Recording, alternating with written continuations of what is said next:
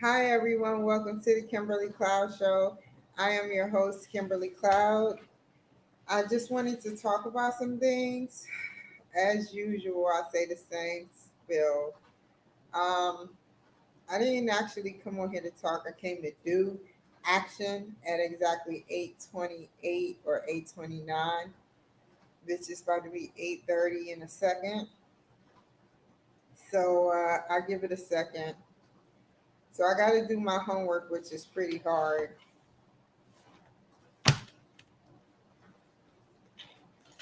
I knew I was going to F that up.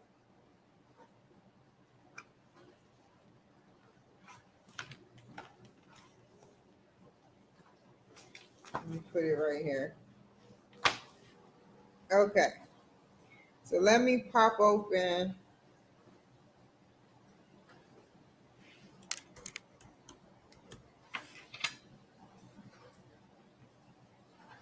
Dang, man. All that makeup on my stuff. It looked like a clown cup.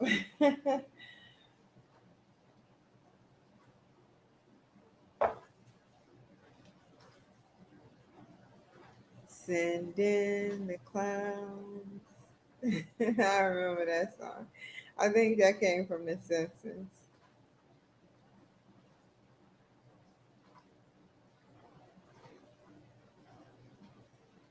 Are y'all watching? Okay, hold on. It's still pending. Dude, bring in the grade.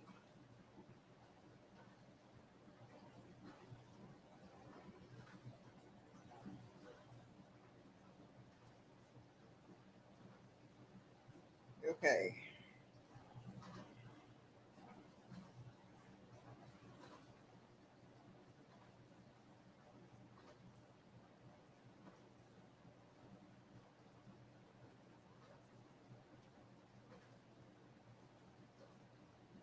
I saw the sign and it opened up my eyes. I saw the sign where you belong. So where do you belong? Okay. Oh my back. Thank you, Facebook. People been hating and going from page to page trying to get my page shut down. So I'm gonna be a little particular when I do. I have haters. I've always had haters. So I got a warning. So I ain't gonna talk about killing or death.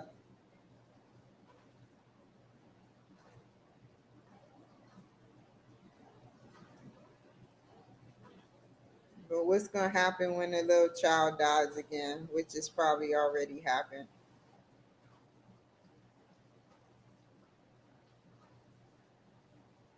Oh, my back. I need some more motion. Did I take my gabapentin today? I may need to get up, y'all, because I want to make sure I'm comfortable.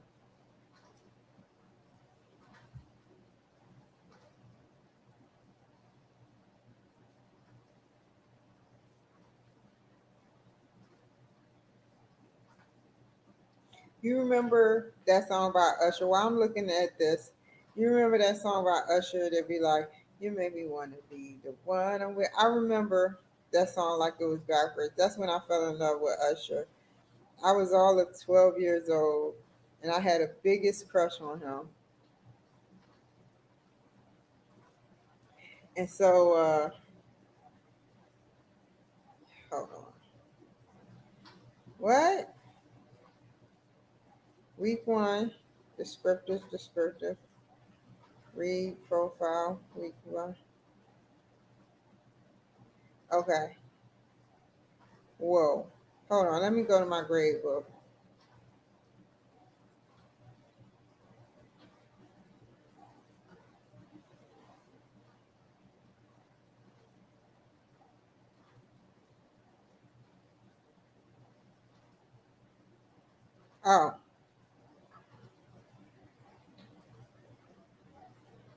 Oh, Okay, now we're gonna go here and we're gonna reopen the bad boy.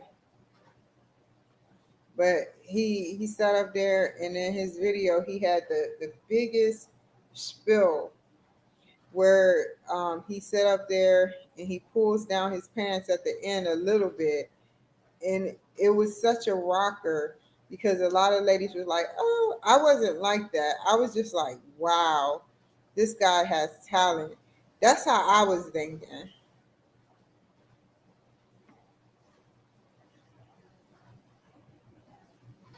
I always thought different. I'm not a groupie, but the way he did it, I have to give it though. Even though Puff Daddy, what is this? No, I don't want that. Um, even though Puff Daddy did the things that he did, his talent for special talented people. Like I've met Puff Daddy before. I didn't initially meet him. He was in Maryland at the CD store, and I went for my job. Sorry, trying to grab the hair. There we go. I went for my job, my waitress job, all the way to the CD store by Iverson Mall, and I sat up there and sorry, I sat up there and what happened? I uh, we waited in line, and he signed two of my dollar bills. That was the real Puff Daddy. He signed, and I gave them to my stupid cousin Troy. I was so mad when I should have kept them. They would have been of value, of great value. He probably pawned them already. I spent time trying to take care of my family when my family wasn't trying to take care of me.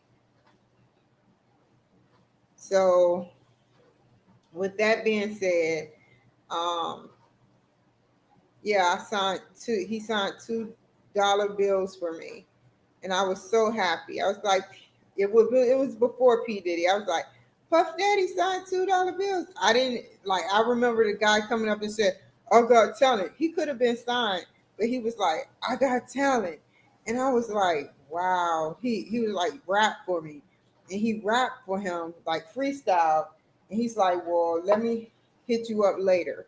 So he was looking for talent. It wasn't just about signing autographs and dollar bills. It was about looking for talent. I didn't ask for that. It was too many people in the line. I had a headache. I was on my break at Iverson Mall, the same place I got my cap and gown picture taken. Because I got two cap and gown pictures taken. One in, I think it was a white robe or a black robe in a cap, and one was in a gold cap, and it was special to me. I don't know what happened to those pictures. I doubt if I can ever get them back. I am so mad about that.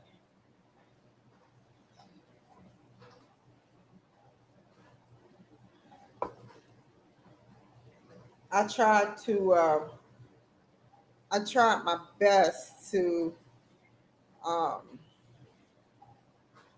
make sure my cap and gown pictures were taken care of, but I even got my yearbook back, but I doubt if they have another copy. So, with that being said, let's get started on my homework. Um, First, I'm going to read it. Create a histogram. Okay. Okay.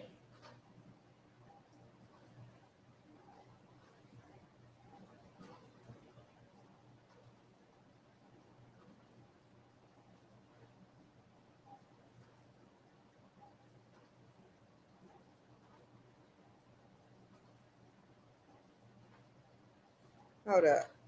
I want to see the.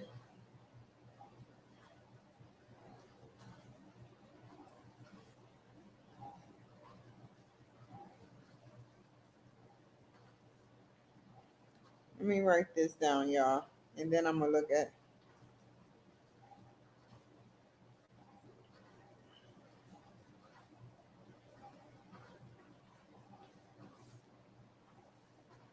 I even live down the street from Genuine House. I didn't get to meet him.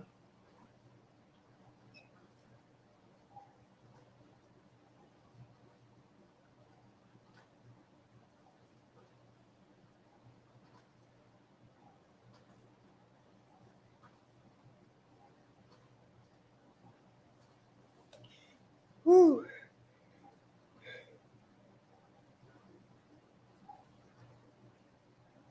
I've been up since 4 in the morning. Okay. How I'm gonna do this? Okay.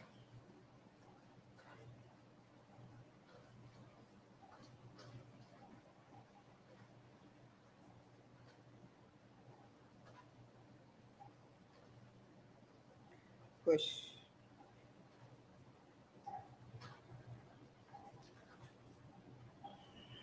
We're gonna watch it from the beginning, so I can take as much notes as possible. Okay. And welcome to Excel Data Visualization Part 1, Mastering Charts and Graphs. In this course, we'll begin with some quick data viz best practices, and then explore a few of Excel's chart customization tools, like formatting options and custom templates. From there, we'll review over 20 different chart types available in Excel 2016, including basic options like pies, columns, and line charts, as well as more advanced options like histograms, waterfalls, surface and contour charts, and even geospatial heat maps. Now, keep in mind that this is part 1 of a 2-part series, so make sure to check out part 2, Designing Custom Visuals, where we'll explore a number of more advanced custom demos. We've got a lot to cover, so let's dive in. Let's talk about the key principles of data visualization, because at the end of the day, it doesn't matter how technically proficient you are at creating charts. All that is meaningless if you don't understand how to effectively tell a story. So number 1, strive for clarity and simplicity above all else. Data viz is about maximizing impact and minimizing noise. Don't be one of those people who adds all these bells and whistles to their charts, tries to plot 4, 5, 6 data series on the same axis just because it's an option. Listen, at the end of the day, if it doesn't add value or serve a purpose, just get rid of it. Second, always focus on creating a narrative.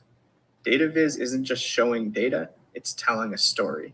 So make sure you're communicating your key insights clearly, quickly, and powerfully. Finally, strike a balance between design and function. When it comes to design, selecting the right type of chart is critical. And always remember that beautiful is good, functional is better, and both is ideal. So I have a rule of thumb that I call the 10-second rule, which basically means that if a viewer can't interpret the story within 10 seconds, it's time to simplify. So what I'm about to do is show you a chart on the screen with a 10-second timer. At the end of those 10 seconds, I want you to pause the video and see if you can explain exactly what story that chart was intended to tell. Ready? Go. Hold on, y'all. I want to know. Between the states, the temperature between the states.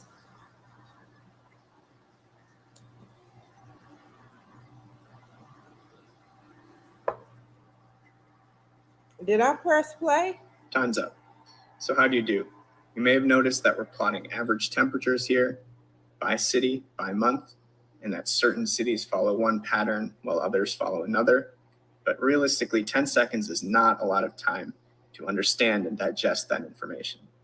So now what I'm going to do is show you a different visualization built from the exact same data set and restart the timer. Ready? Let's try again. Okie doke.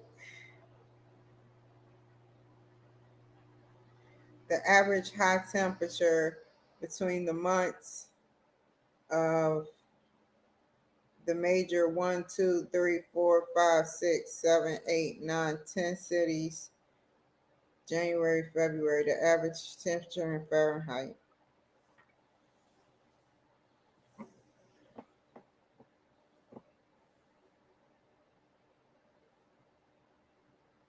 All right, how'd you do that time?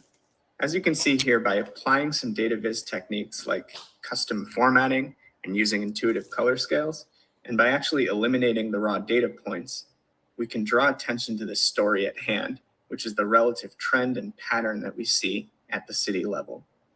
So as you continue through the rest of this course, always remember the 3 principles. Focus on clarity and simplicity, create a narrative, and strike a balance between design and function. I thought it was state. All right, it's time for one of my favorite sections of the course called the good, the bad, and the ugly. Now in this section, I'm going to walk through some examples that I feel are strong, weak, and downright ugly cases of data visualization. So first, let's start with the good. Here we have a nice overlapping area chart. It shows political polarization in the US. It also has an option to change the date range to show animations over time. Really nice, really simple, really effective. Next, we have a custom-built pacing chart where we're looking at cumulative revenue over time what's up, against a goal or a target. And here we're using some really clever dynamic formatting rules to shade the different colors based on whether we're underpacing or overpacing that target. And third, simple, intuitive, custom designed gauge chart. This chart is really only intended to show one thing, which is where a particular value falls along a given range, in this case from 0 to 100%. But it's a nice example of how to combine individual chart types in Excel to create something.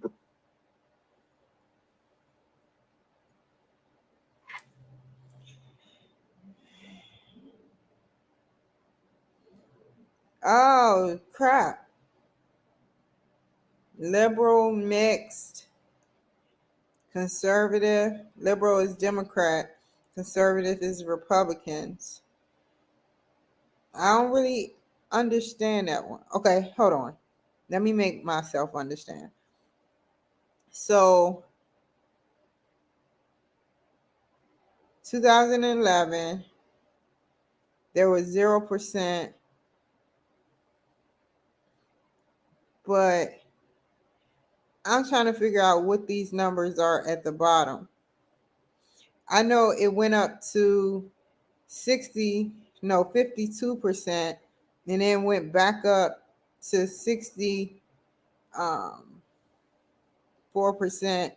65%, and then slightly down, and then it went slumped in 2011. But there's 20 numbers. What does these numbers stand for? Oh, high conservative,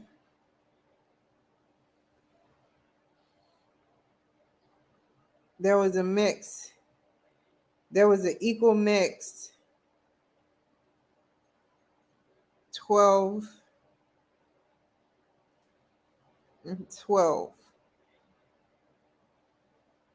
Okay, let's look at the other one. Accident risk, 71%. That's pretty difficult. That one right there, it doesn't really tell what's at the bottom. I know how many, the percentage.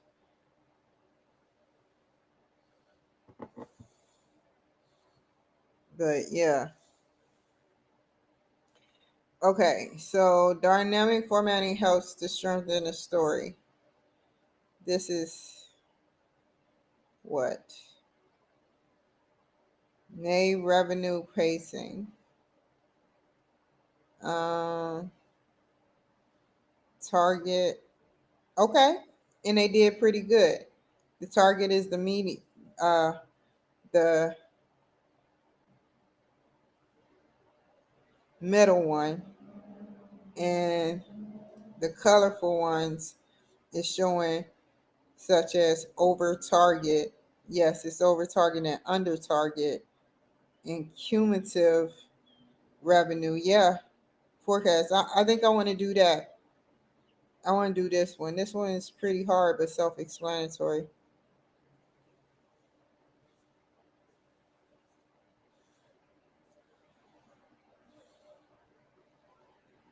Brand new and totally unique. So the good news is that I'm going to show you how to build all 3 of these types of charts at the end of this course. along with many, many more. So stay tuned for that. Which brings us to the bad. First case here, we have a really busy, really cluttered radial chart. Let me see if I can understand it, bro. Mr. Dutton. Whoa. Whoa. These are big companies, EMC squared. I like that. I like how they stole his name. Men in Black, IBM. Dell. Dell is just struggling, putt-putting on how do we get new computers? No, I'm just kidding. They got good computers. They contract with the military. It's something that the military like about Dell. They cheap. I don't know. Okay, let me see. IBM. There's more words there. Amazon, Cloudera.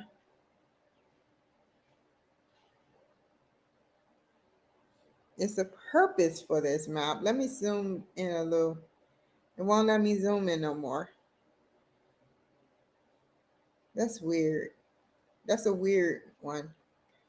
This is one of those cases where it seems to be really heavy on design and really light on function, meaning I might print it out because it looks nice, but I really don't know what sort of insight I'm supposed. You go in IBM saying, sir, this is like this. And they like, what the hell is this shit stuff?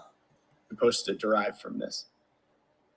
Second, we've got a line chart. Let me see. Let me see the line chart.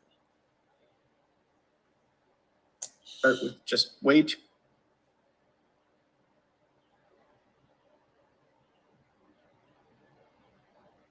Yeah, you're right. It makes no sense, this line chart. Too many data series. Too many data series. You're right. There's no legend. There's no clear narrative. I don't even know where to start with this one. And then third, good example of a misleading chart type. We're looking at monthly sales from September through January here. Technically, this is valid because the percentages do add up to 100%. The problem is when you're trying to show relative volume or trending over time, there are other charts that communicate that much more effectively, like column charts or line charts. Last but not least, we've got the ugly. Here's one of those cases where it's just way too many elements. There's a distracting like 3D design. Another clear-cut case of all design, no function. Next up, we have what seems to be a really simple chart, which is total revenue April versus May. Now, if I asked you, tell me what happened month over month, you might be tempted to say, well, Chris, it's pretty clear that revenue plummeted in May. Now, my response would be, take a look at the y-axis because the minimum is 175K and the maximum is only 189, which means we're looking at a pretty thin slice of the data here.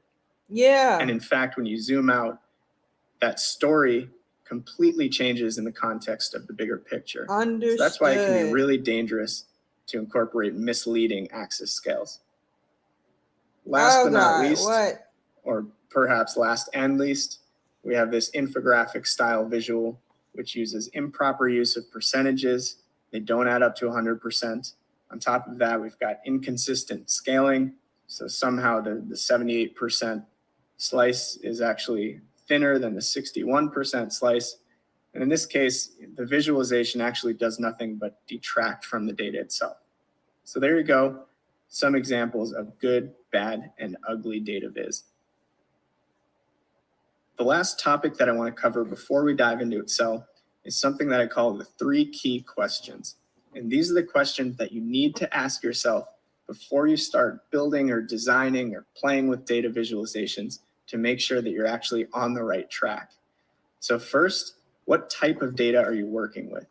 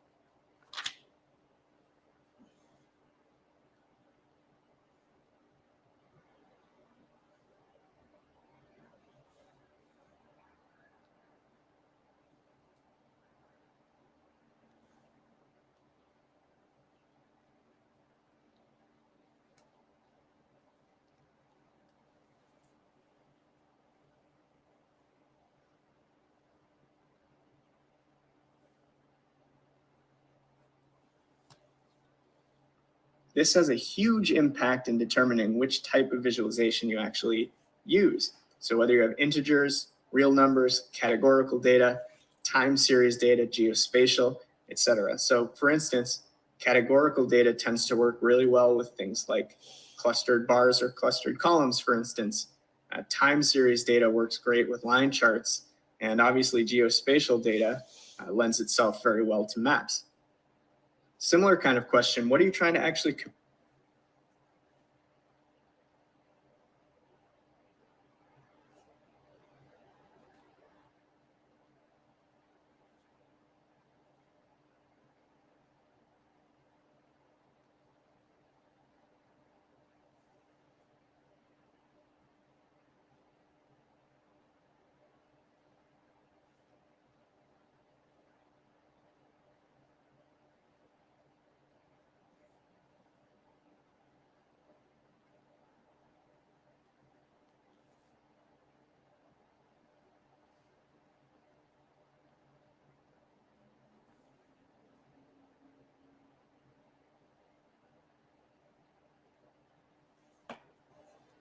communicate? So what's the point you're getting across? Is it the relationship between variables? Is it a comparison? Are you looking at composition or how composition has changed over time? Distribution, how things are trending? All of these stories need to be communicated in very different ways. So for instance, scatter plots are a great way to show relationships. Pie charts or 100% stacked columns are a great way to show compositions, and so on and so forth. And then last but not least, who is the end user consuming this information? The tech.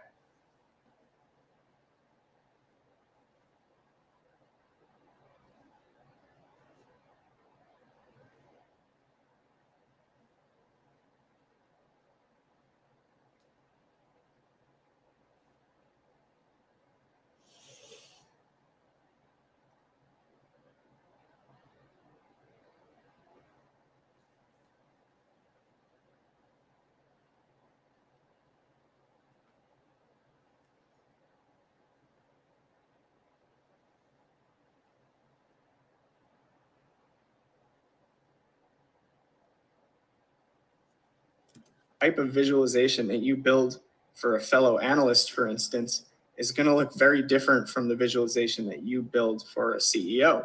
So keep in mind who's actually the end user before you even start building. So with that wraps up our introduction. Next up, we're going to be talking about actually customizing chart elements, formats, and templates in Excel. So stay tuned.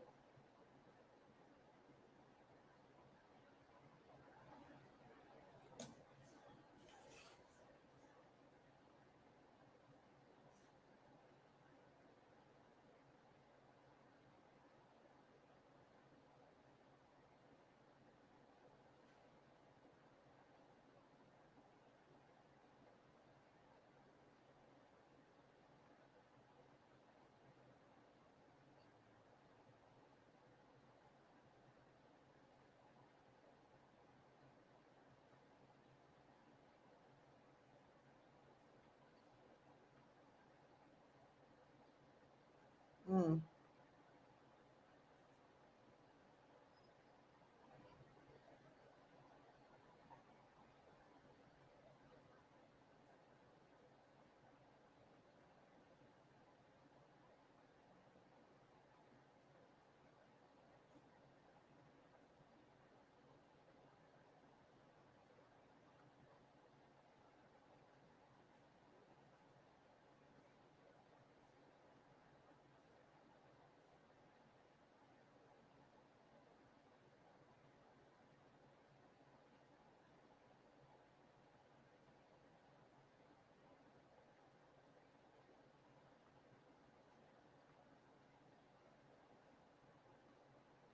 The last topic that I want to cover before we dive into Excel is something that I call the 3 key questions.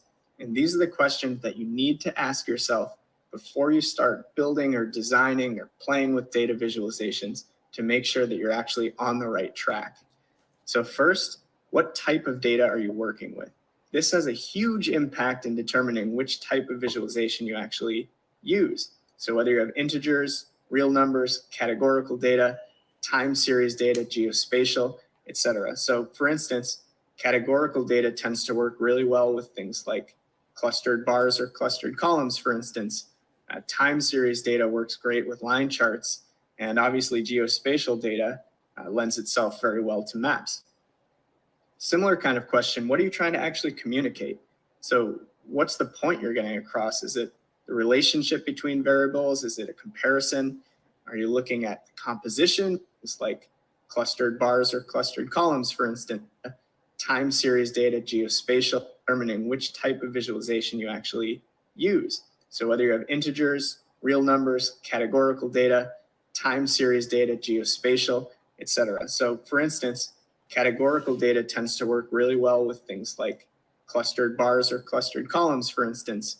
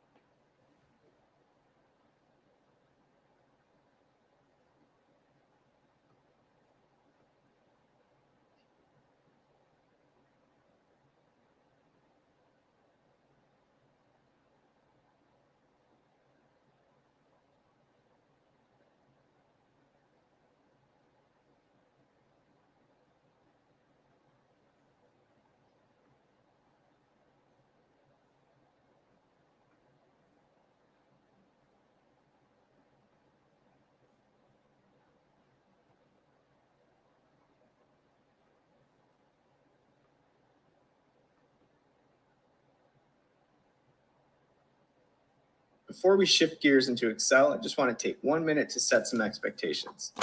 First, I'll be using Excel 2016 for all of the upcoming demos and exercises. What that means is that what you see on my screen might not always match what you see on your own, and some chart types, specifically tree maps, sunbursts, waterfalls, etc., won't be available in earlier versions of Excel. Second, this course is designed with PC users in mind. That said, if you're a Mac user, by all means, feel free to join. Feel free to apply the same key concepts, but just keep in mind that the user experience is significantly different across platforms. Last but not least, if you're already an advanced user, feel free to bounce around. This course really is a non-linear course, meaning that you can explore the chart types, demos, or content that's most relevant or interesting to you. Okay, so we're going to get started with talking about inserting charts into Excel and customizing some of the chart elements and layouts and colors and styles. So if you download the Data Visualization Exercises Excel workbook, you'll see a number of tabs here.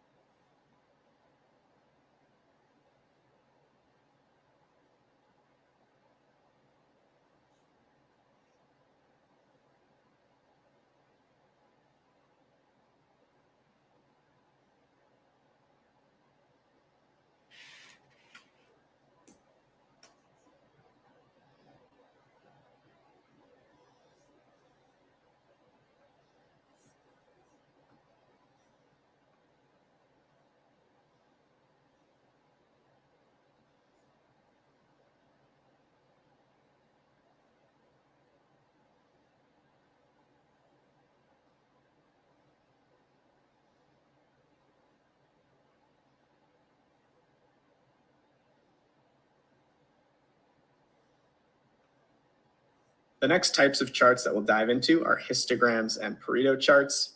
They sound super fancy, but trust me, they're not that complicated. The one thing I will preface is that histograms look a whole lot like column charts, but they're very, very different, so don't confuse the two. Column charts are designed to show volume. Histograms are designed to show frequencies.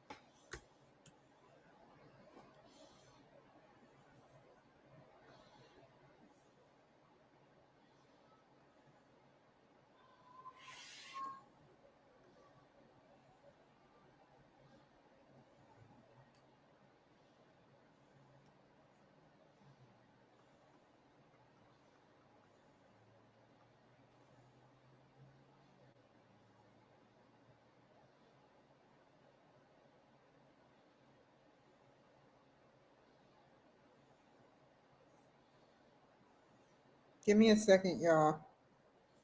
I'm trying to do my homework and look at this at the same time.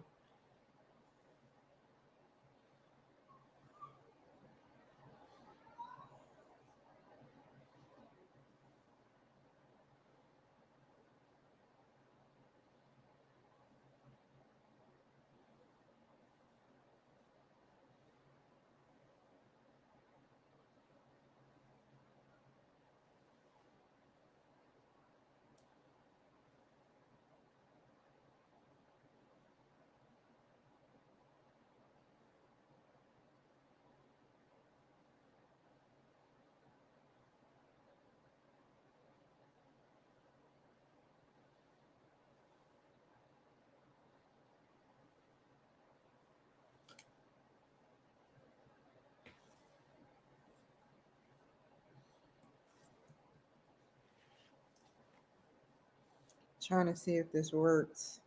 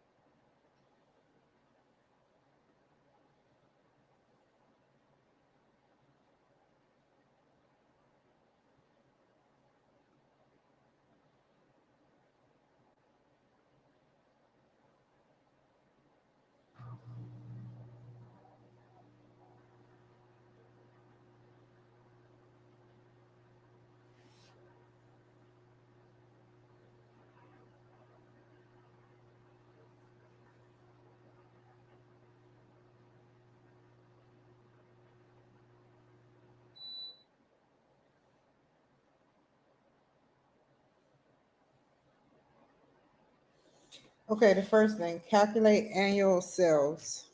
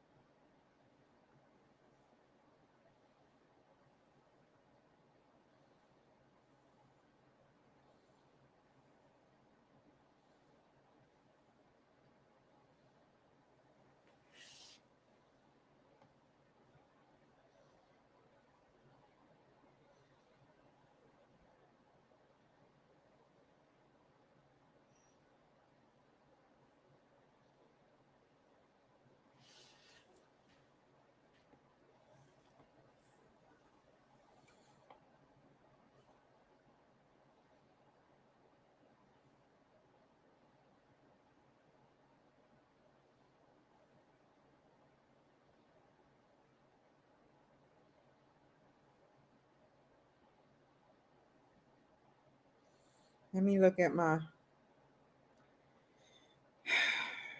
this is hard.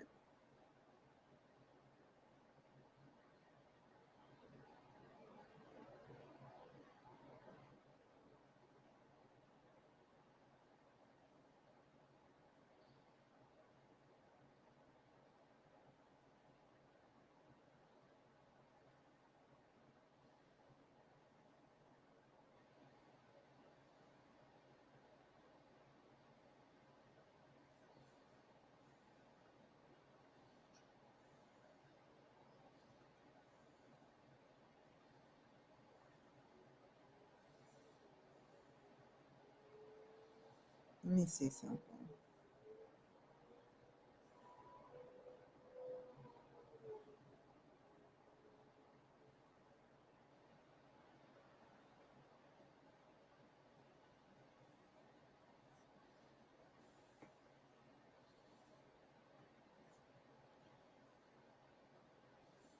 I know what I can do. Where's the help?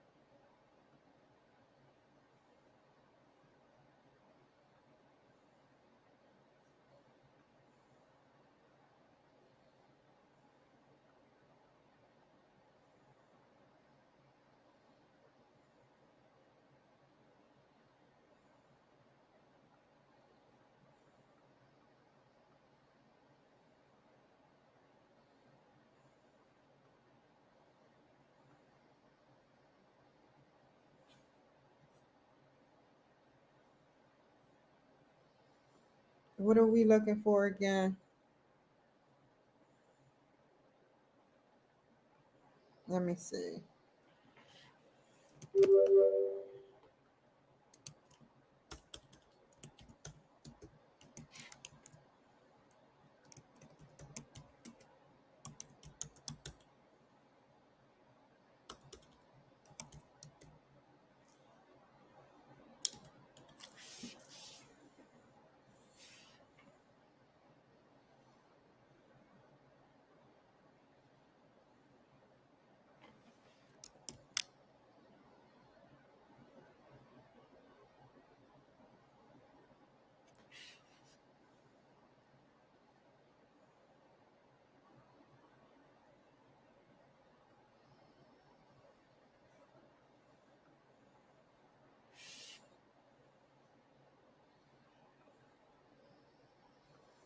Okay, I'm gonna have to look it up on here.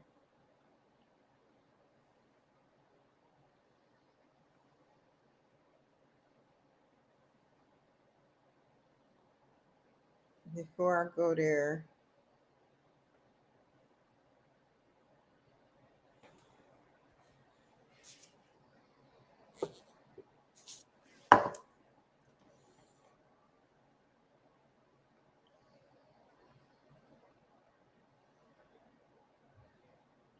now what is You going can to use your mouse to create patterns of data to very quickly fill Excel rows or columns. Enter a value in a cell and hover your mouse over the bottom right-hand side of the cell. When the cursor changes to a crosshair icon, drag through all the rows you want to fill with that value. To work with a series, start the series, select both cells, but only drag down on the last one. You can count by odd numbers, even numbers, you can even count by fives. This also works for columns, and you don't have to use numbers. Let's do it one more time with the months of the year.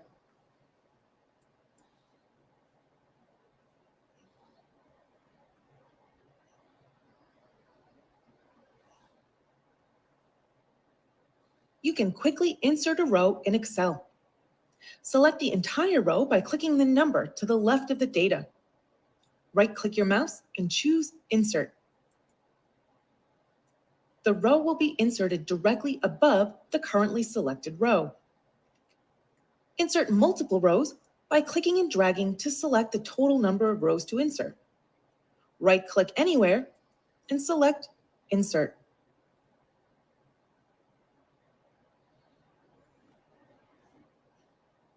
The three most common ways to find a sum is to click and drag the data and view the sum at the very bottom of the screen. You can select any amount of data and you'll instantly be able to see the sum.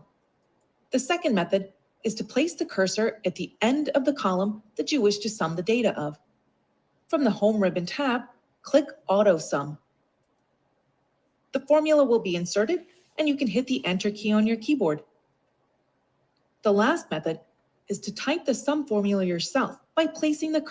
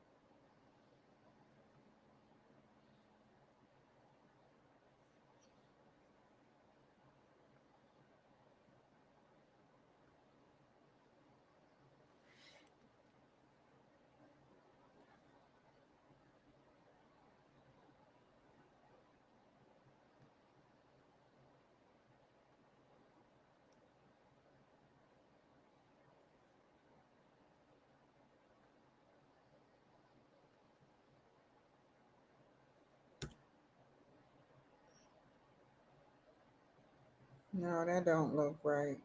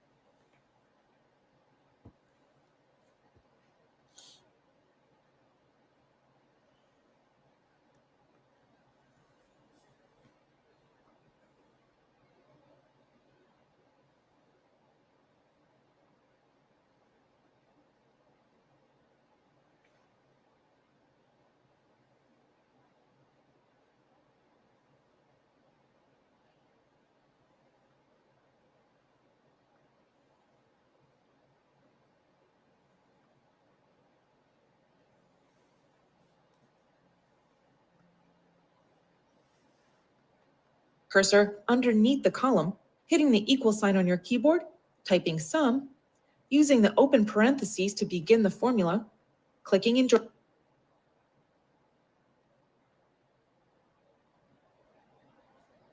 To make adjustments to your sheet, you can click on a single cell to select it, but you can also click on the column header or row header to select an entire column or row. You can select a range of columns or rows by placing your cursor on one header, click and hold, then drag to select the range. Or select several non-continuous columns or rows by selecting one, then holding the Control key or Command key on a Mac and clicking the other headers you want. Once you have the rows or columns selected, you can right-click on one of the headers to get more options, or make a formatting change and it will be applied to all of your selected cells.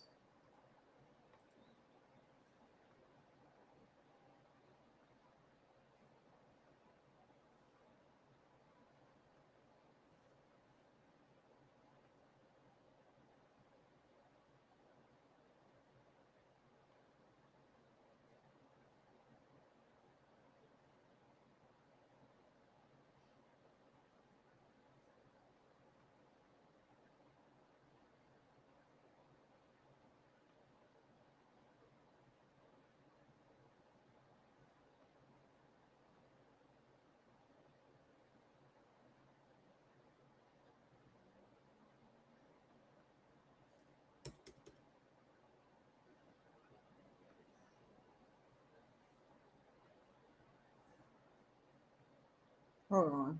I gotta do it again.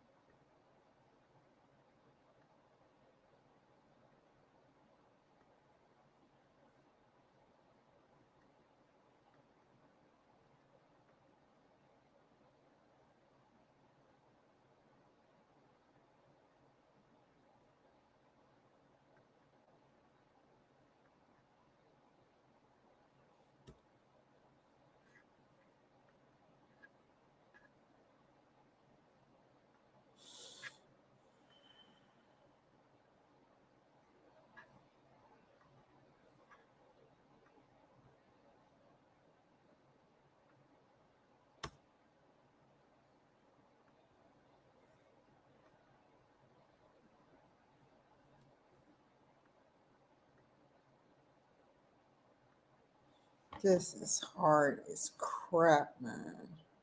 I'm trying to figure out the way the formula works.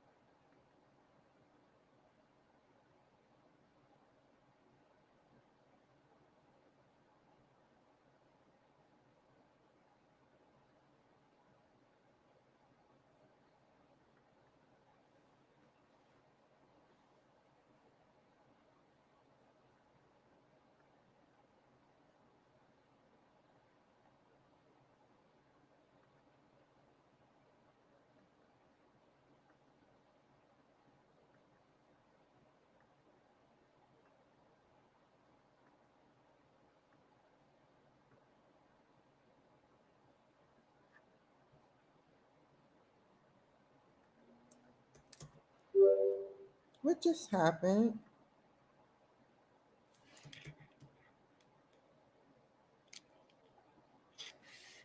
Oh my God.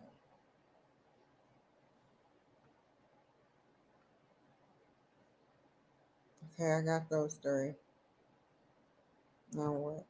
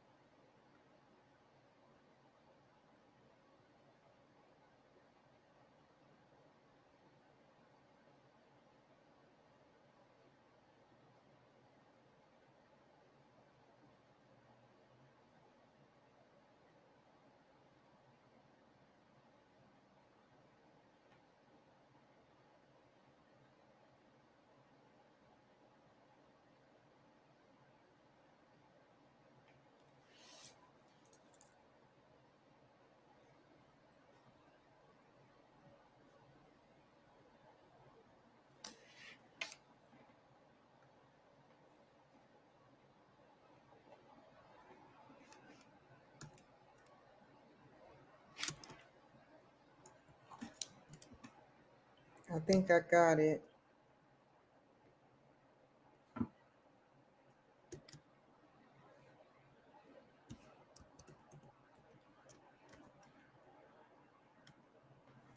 Come on. B4 times F F4 divided by 1000. Wait, let me do it on here then.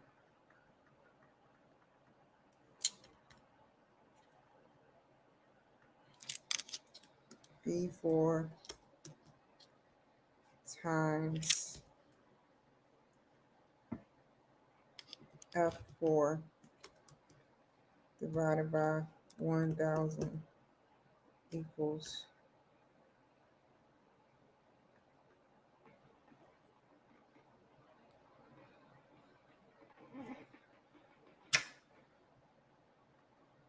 take out the equal. Why isn't it doing it for me?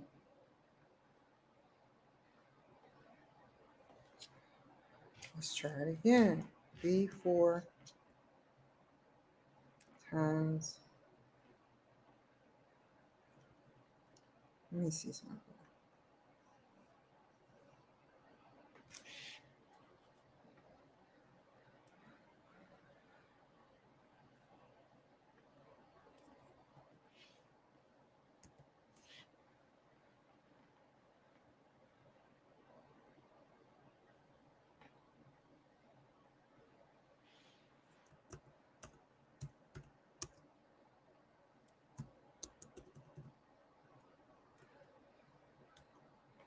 Shit. I did not mean to do that.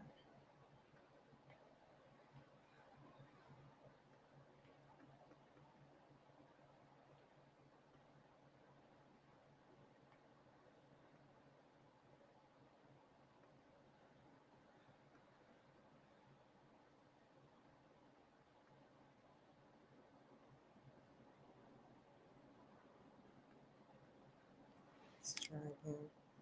B4 times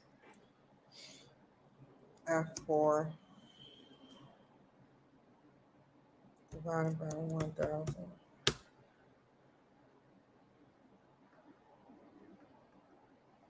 equal.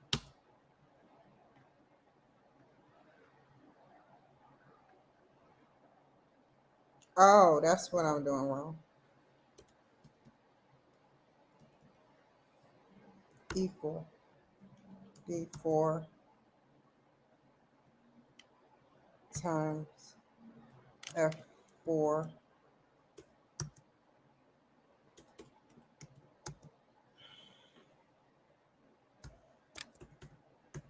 I may have to do it the long way, but I don't care.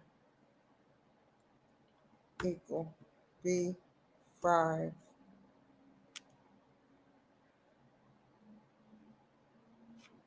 times F5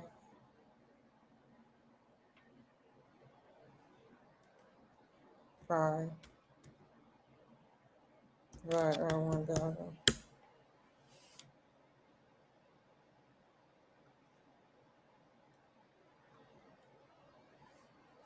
B6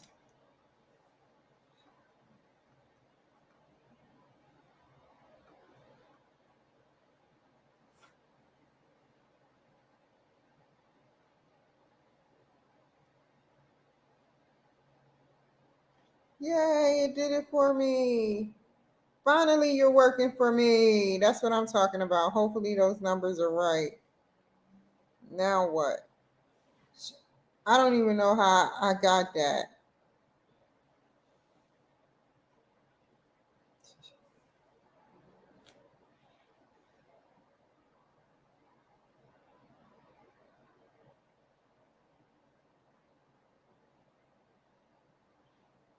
Okay, that's one. Calculate the mean, standard deviation, and skew.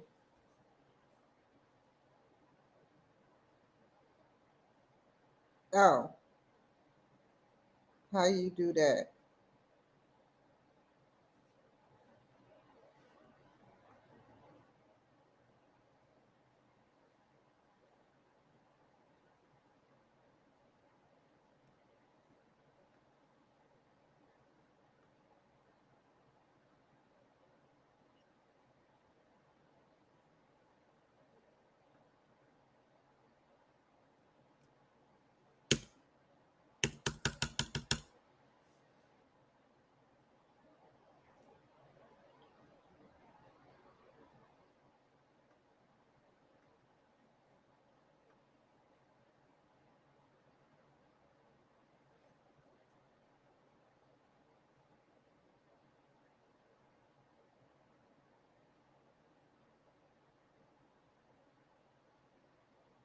Calculate the mean, standard deviation.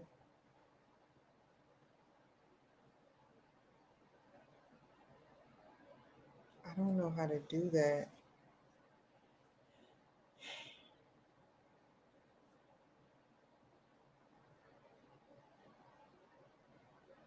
Let me open another one and see if it automatically did it.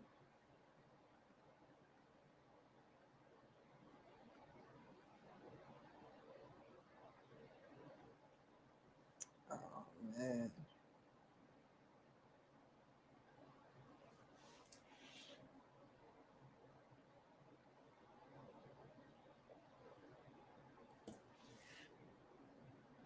Let me see something.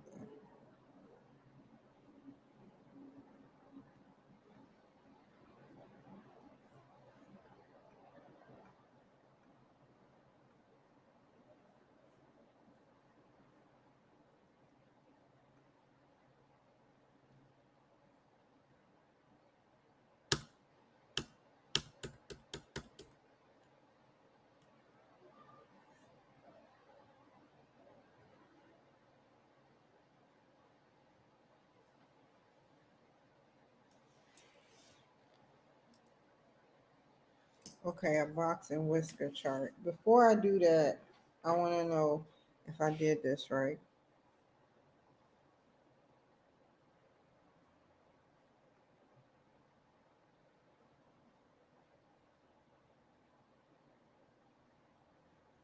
You know what I'm going to do?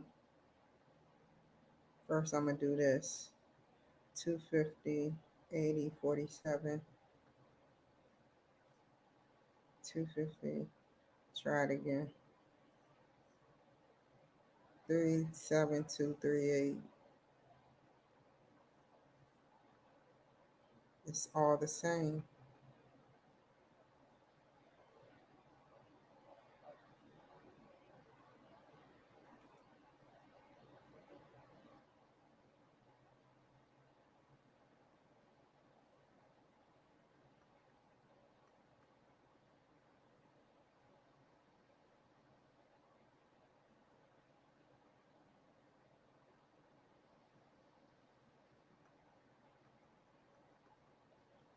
Okay.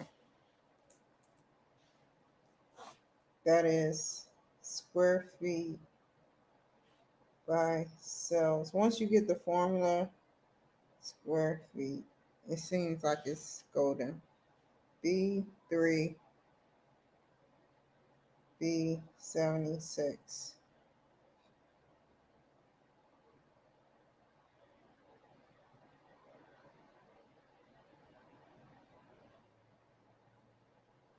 How, oh, it's shit.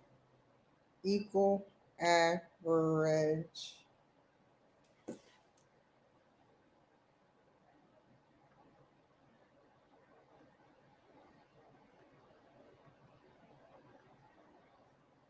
Don't do this to me right now.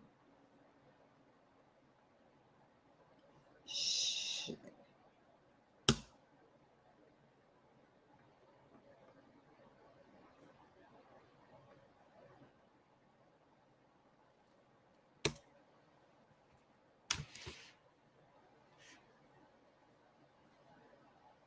Yeah, B3. B3.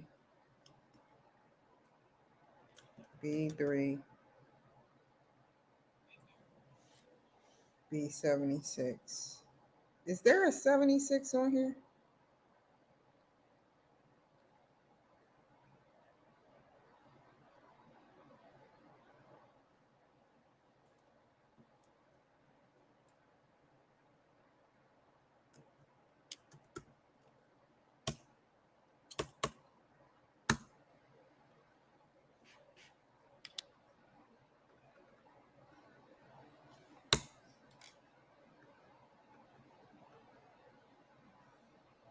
Oh, shit.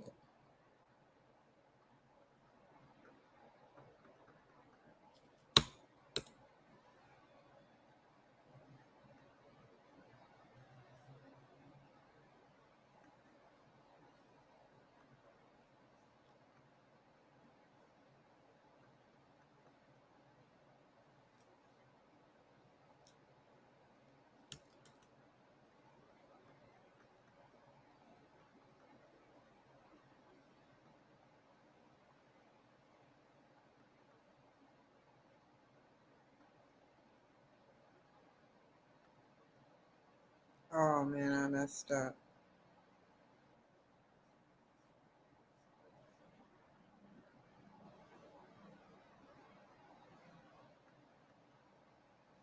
Let's try it again. Equal average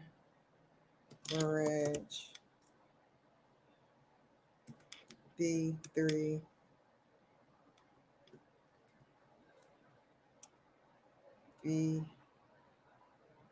B74.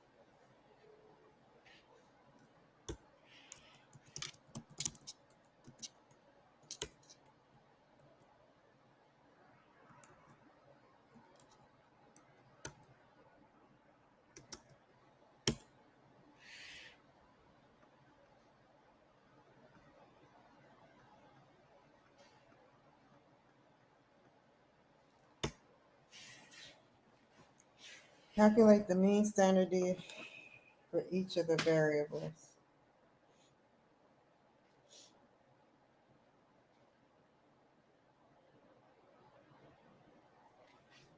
Let me look on my project.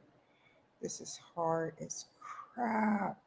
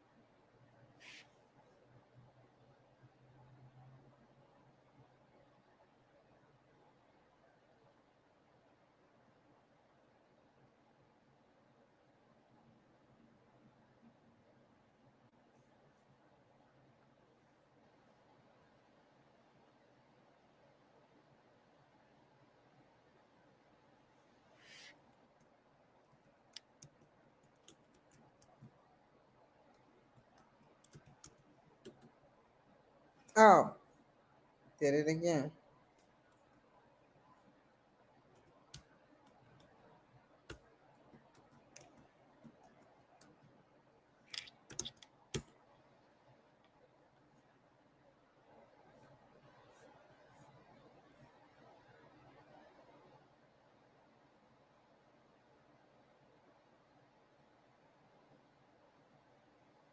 That's where I fucked up at.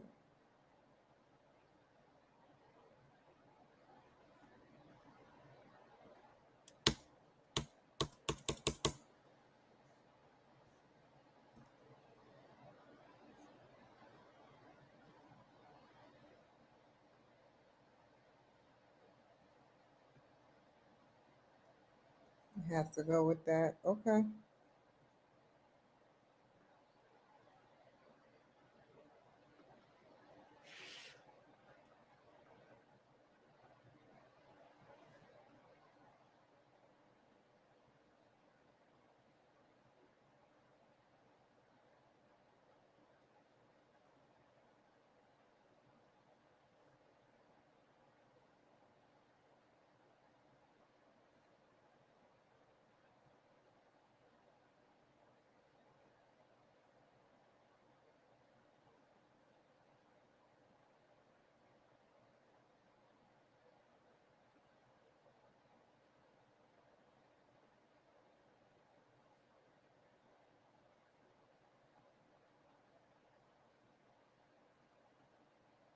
Let's try it again.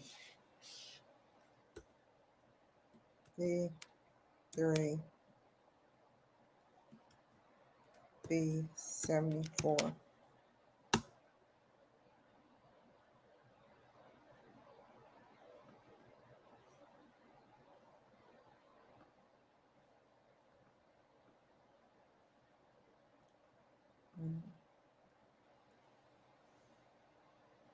Whoa.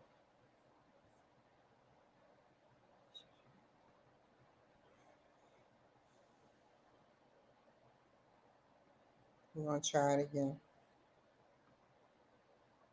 We're going to keep trying it. I don't like the way this works.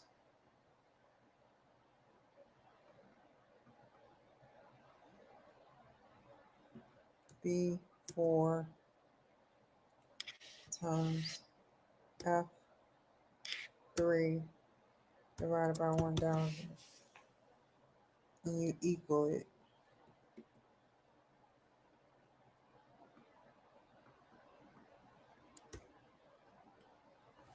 B3, no, 4 times BF4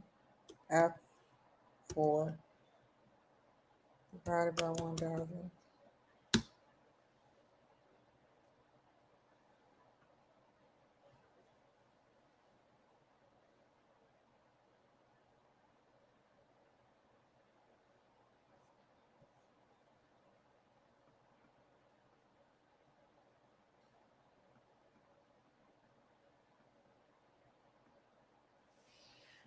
B5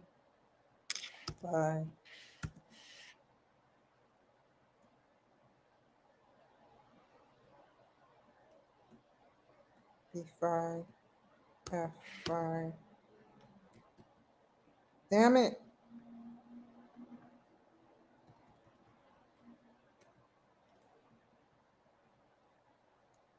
Divided by 1,000.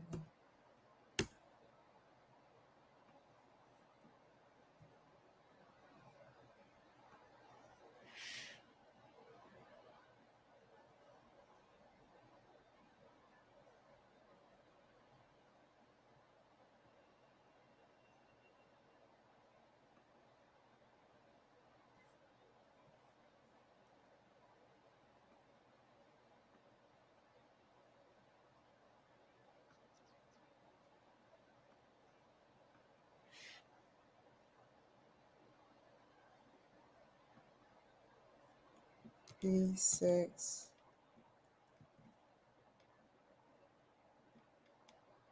F6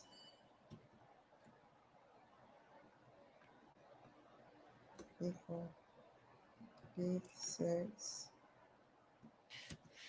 F6 1,000.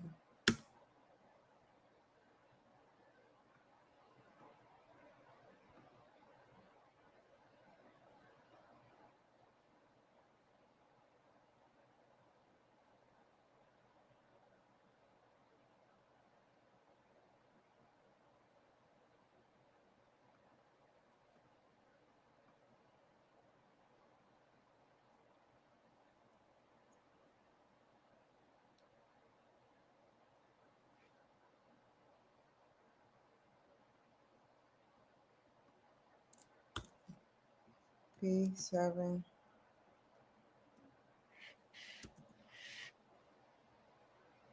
F7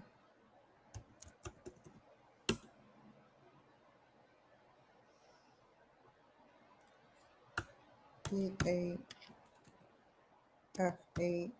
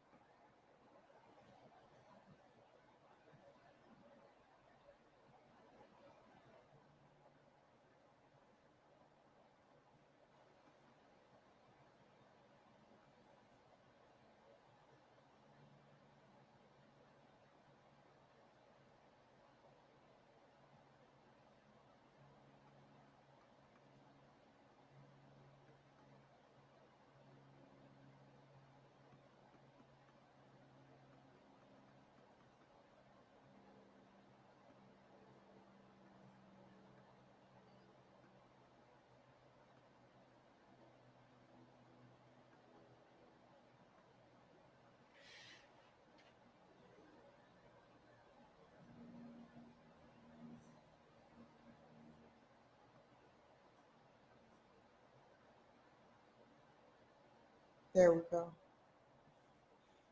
Now we got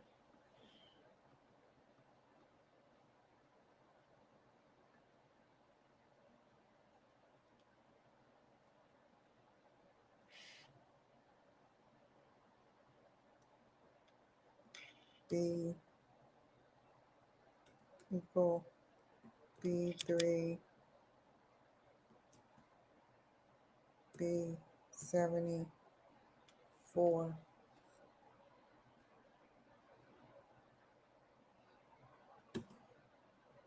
Damn it.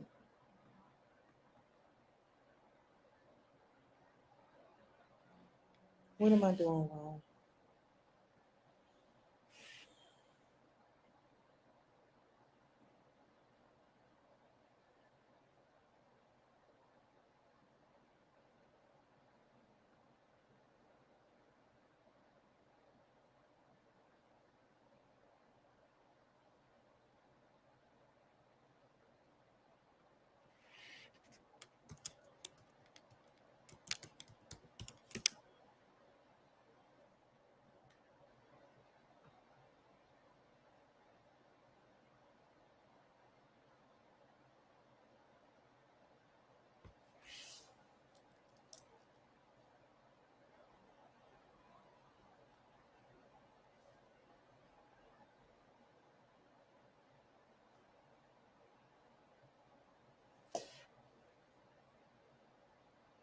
Okay, let's try it the way they have it.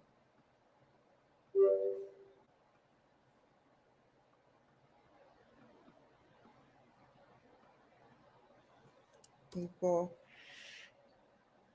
average B3 B74. And it's still doing it.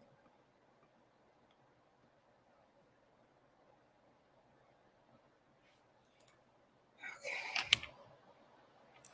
Let's see something. B3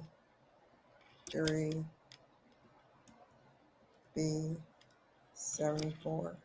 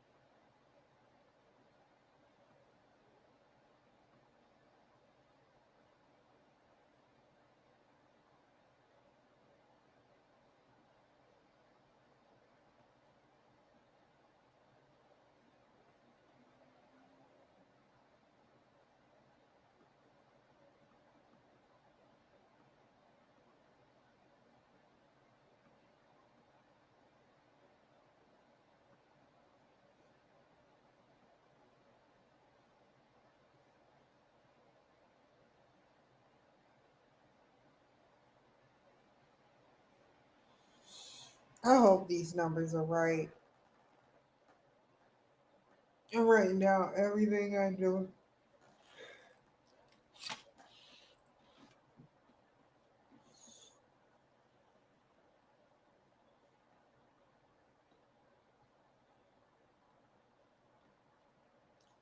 Box plot, annual sales. The next one.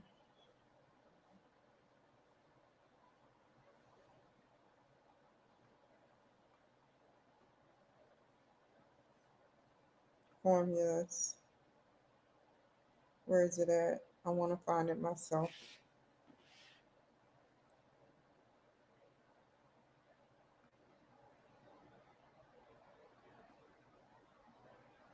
No. Data.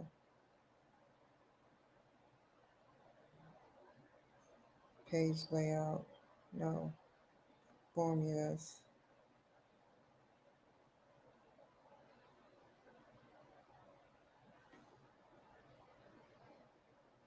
I guess I can't find it. Wait, let me look back. Statistical icon.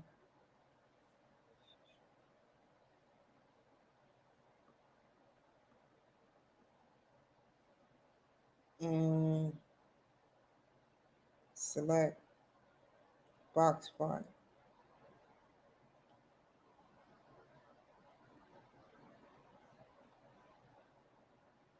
I don't see nothing that they.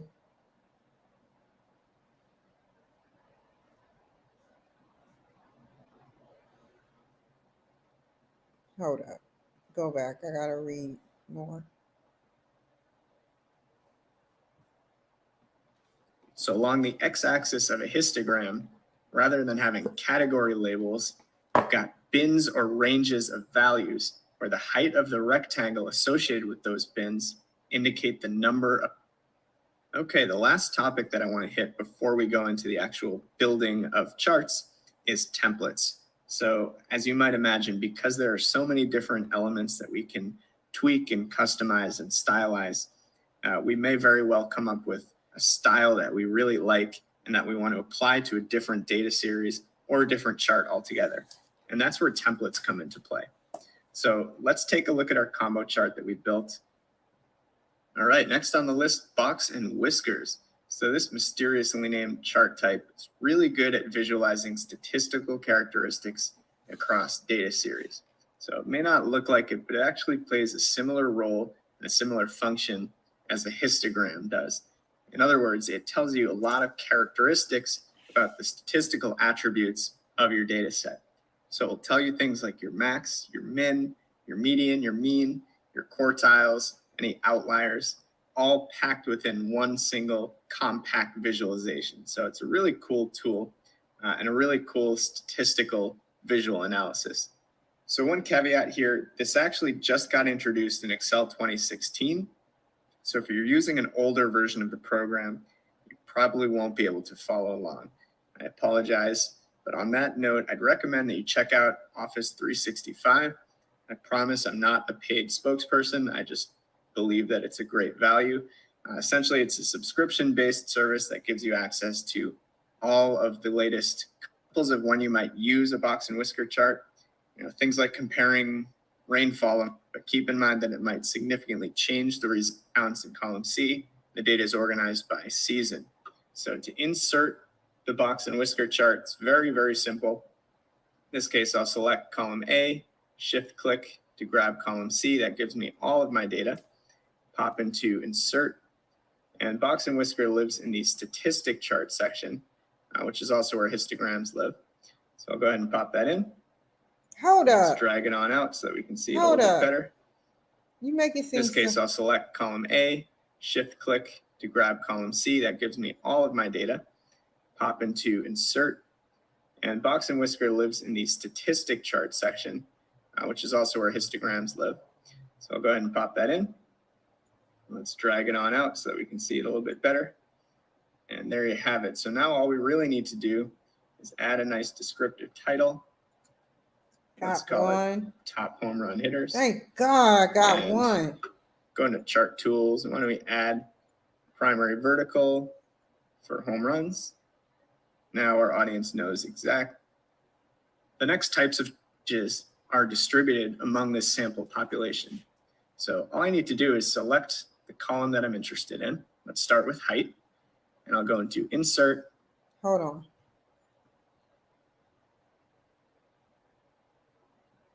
Cells in square feet.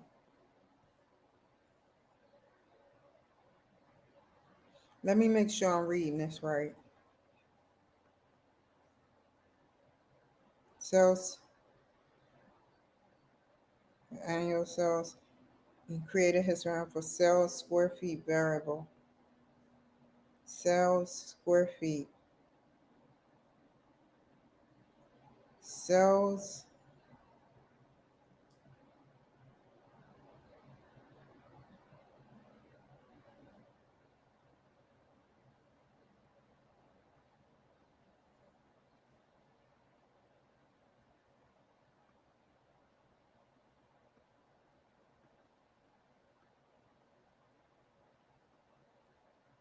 wait.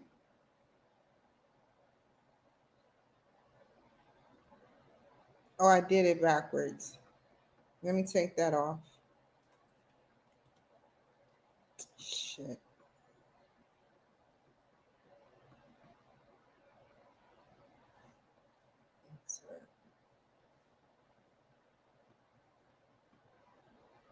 There we go. That's the right one. And then you go to cells, square feet. He didn't specify. And then we're going to do a histogram.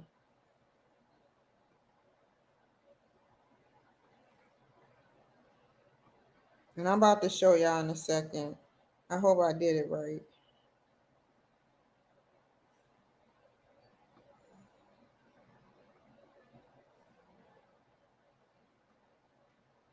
Come on now. I know I got something. Come on.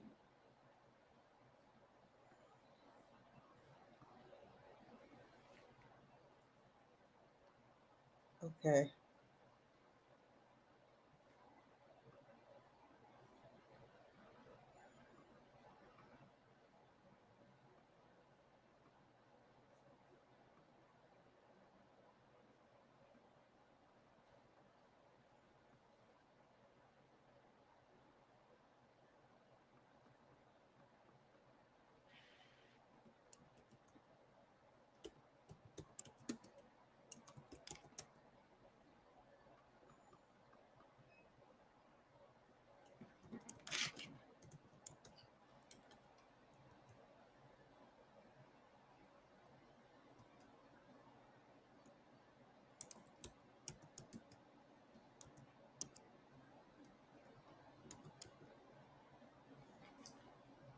Now the last part.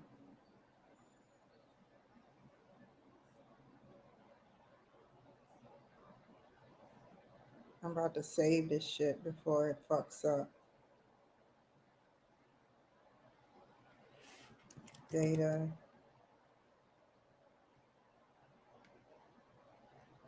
Data what? Week one. Data week one project. Okay. UOPX. Okay, that's saved. Now I have to scroll. Oh no, I don't have to scroll nowhere. I have to go to questions. Does the annual sales box plot chart look symmetric? Let me look up symmetric.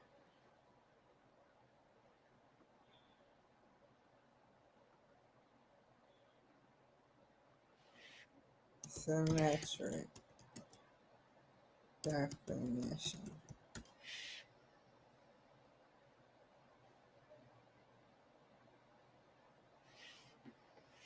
Okay. There's the annual data sales box. Let's look at it again.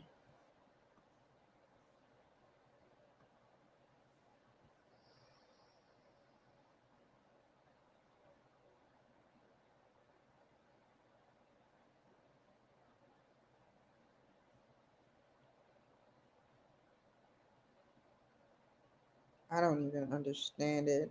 Um, oh, below. Yes, it looks symmetric to me. Let me look at what symmetric means. If this keeps doing that, I'm gonna have a fiddle connection.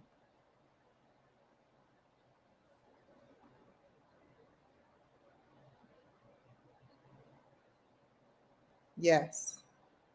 Come on. So go back. Does he say why? Yes, it does look the same as the other side. Period. No extra periods, Kim.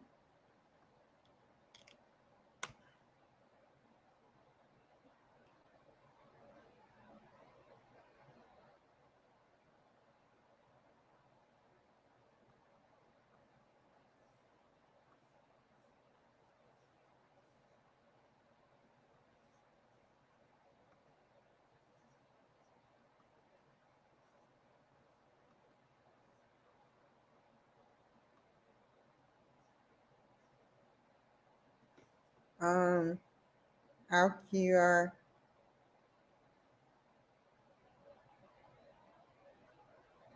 Let me see. The RQR standard deviation.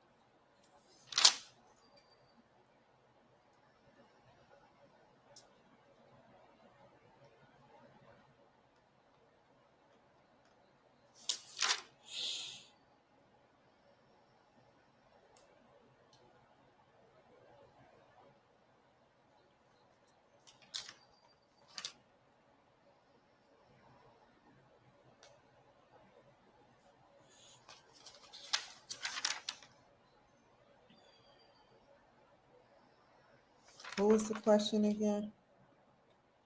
Would you prefer IQR instead of standard deviation to describe the dispersion of annual sales?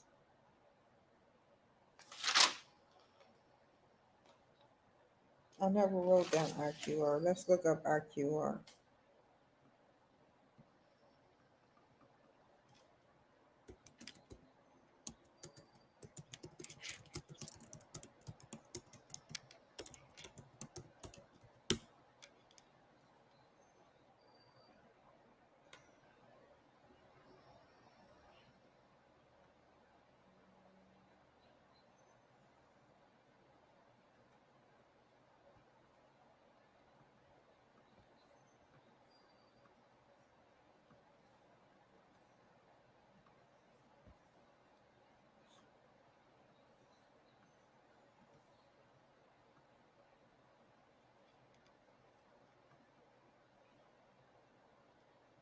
Let's look at the what we're looking at again. Skewed slightly to the left or the right. This histogram. Okay, I get it. He tried to trick me. Okay. Skewed. This is skewed. Definitely skewed to the right. Okay. I may not know everything, but I know it's skewed to the right. The interquartile range is better for skewed to the right of the graph. The reason why I do not want to use the standard deviation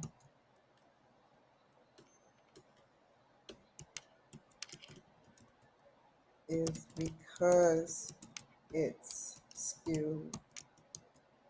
And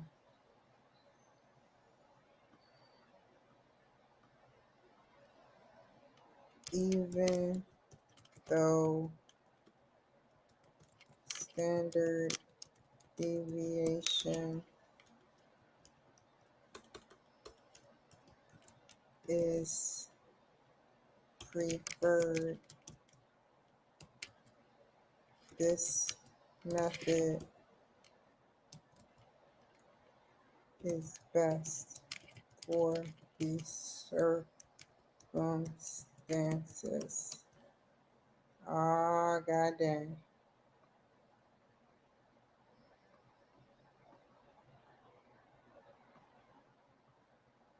Oh no.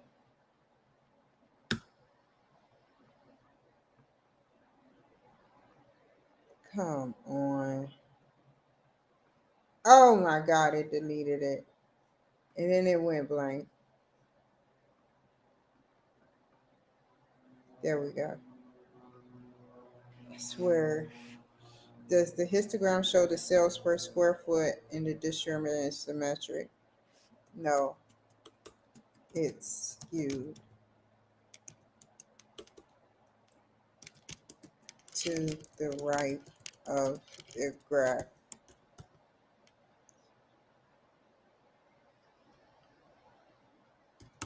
It's not linear like the box and whisker plot.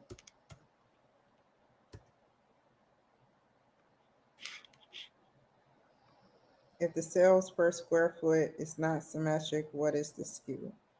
Ah, Lord. What is the skew? It's negative. It went down. I hope I put the right shit in. The skew went down and became negative in the graph shown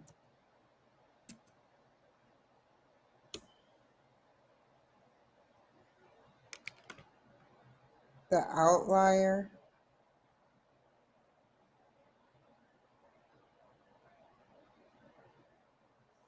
Let me look up outlier.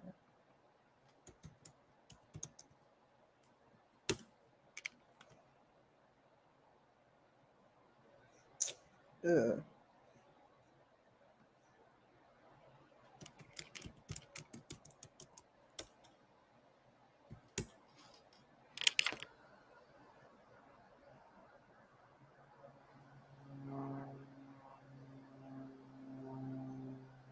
Oh, is it an outlier?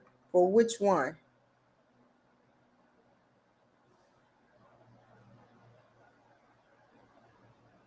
You were talking about histogram? Let's look up histogram.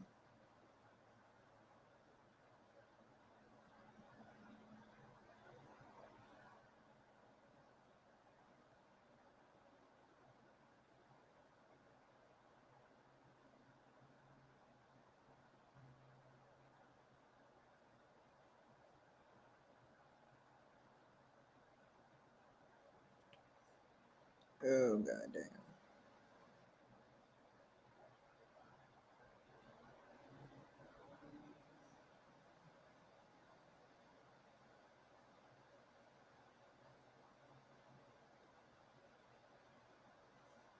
Look at your data again.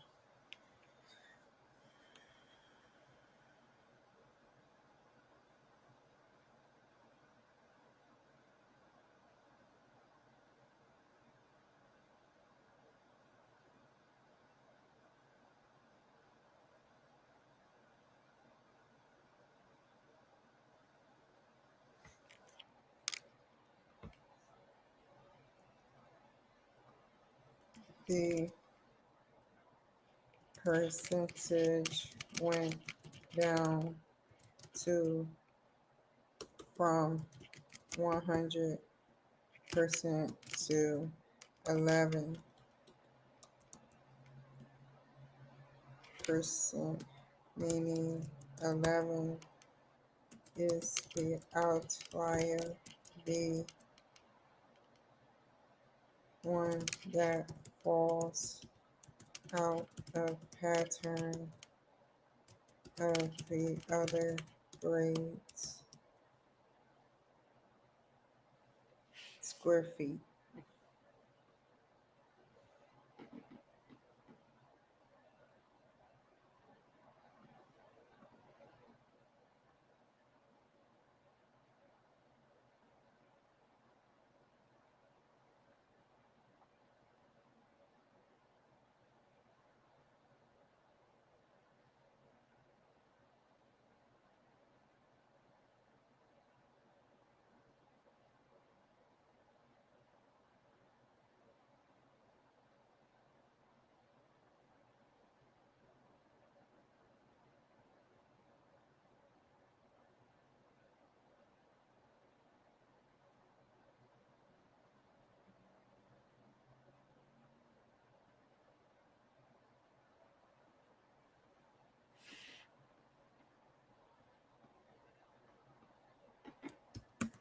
One is the outlier seen of square feet for this question.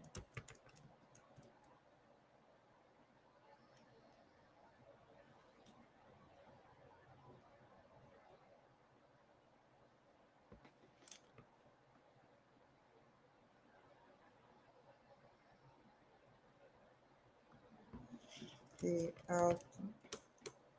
outlier is, I won't be satisfied till I get the grade. It's smaller. I mean, I know how to read it, but I hope I put in the right information. The outlier is smaller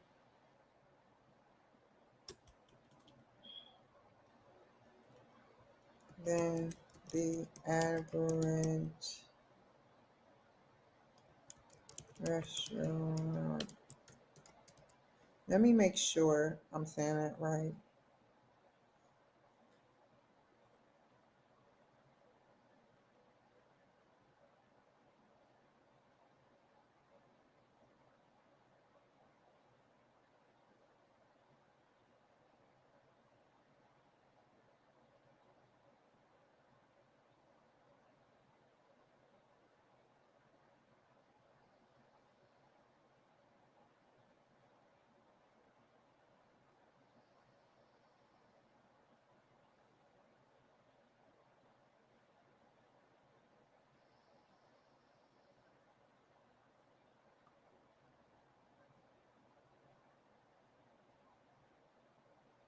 Let me see something.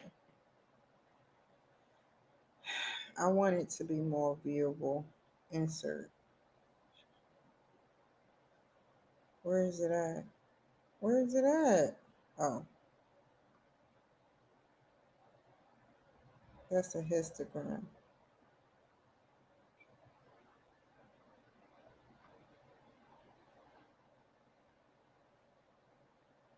That's more readable.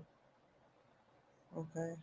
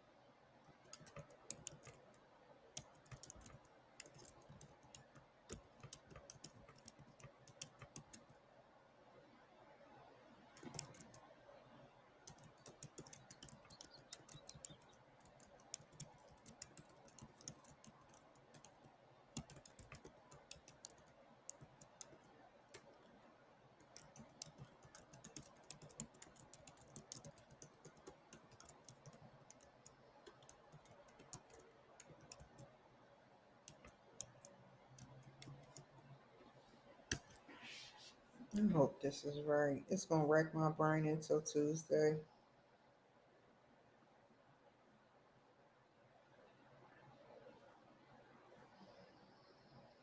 Let me make sure I read this right.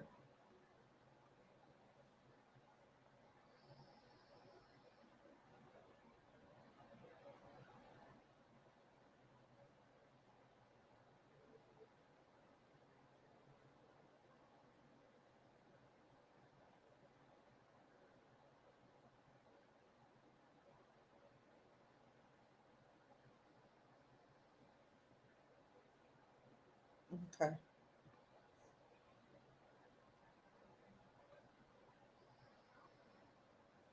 Now go here.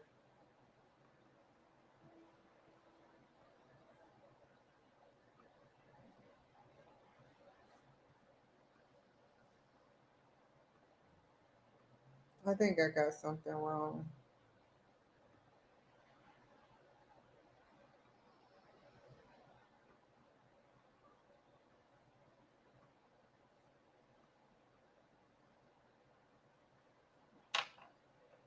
Mm.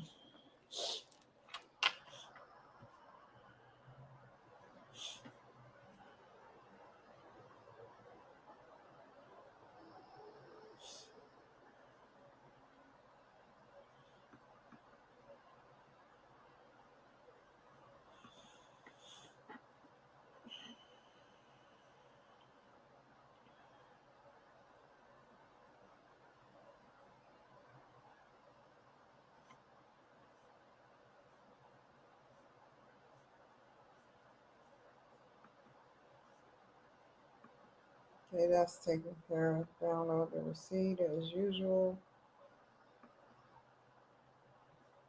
So is this week submitted? Submitted, graded, submitted.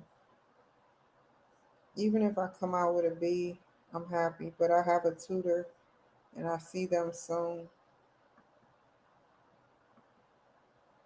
Because I may know stuff, but I'm estimating, guesstimating, and going by what I'm going by. Now, finish with this. It's time to do crazy work now.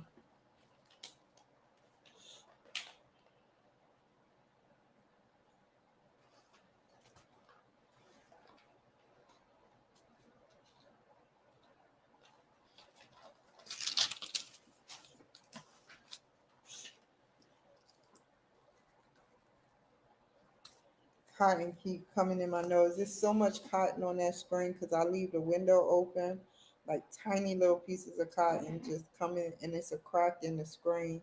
It's nothing major where I'm mad about it, but it's a crack in the screen where it comes in and I can actually see it floating around. So that's why I'll be rubbing my nose. I may have to excuse myself. So that's done. Dun, dun, dun, dun, dun, dun, dun, dun.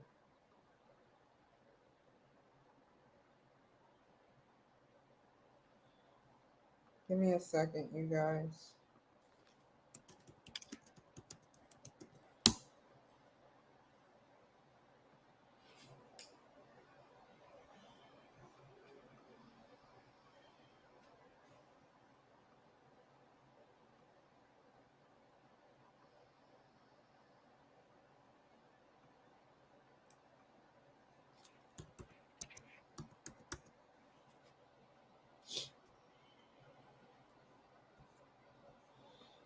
Uh, Season 5 after this.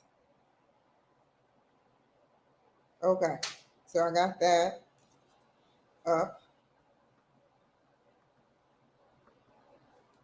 Now I go to my past. Oh, that's why I opened it like that.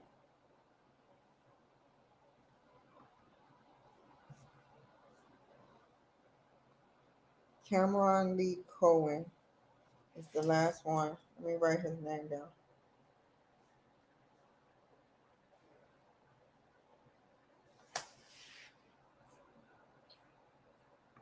So let's look up Cameron. Dun, dun, dun, dun, dun, dun, dun, dun.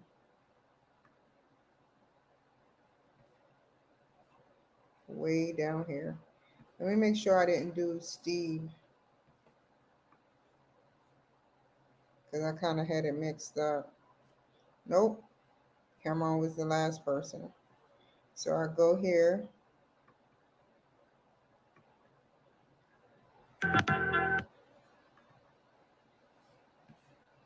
Go here. Dun, dun, dun, dun, dun, dun, dun. Where are you at? Right there.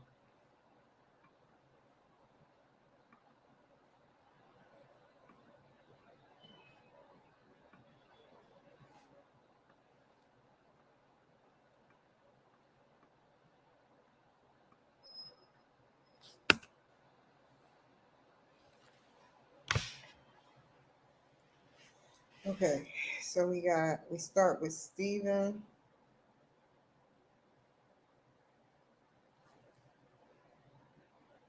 Abramo with, come on. He said some pretty cool things. So I'm gonna go ahead and do it like this.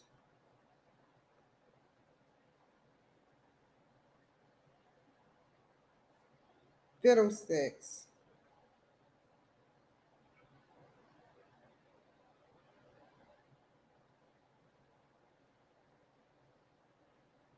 Fiddlesticks.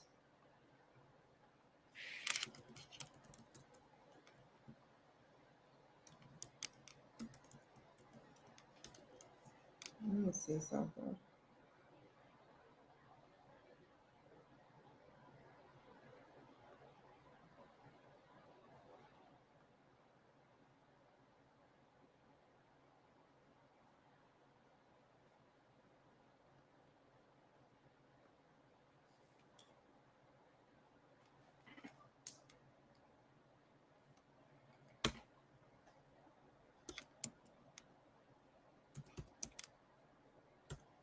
I'm having trouble with my Instagram.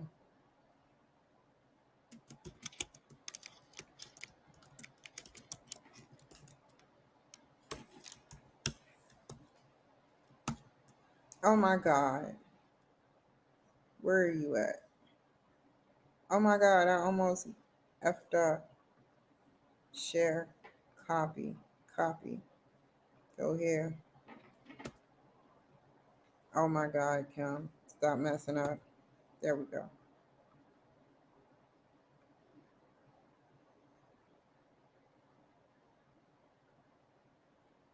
Okay. That's one. Put an A for Apple. Number two, that's processing.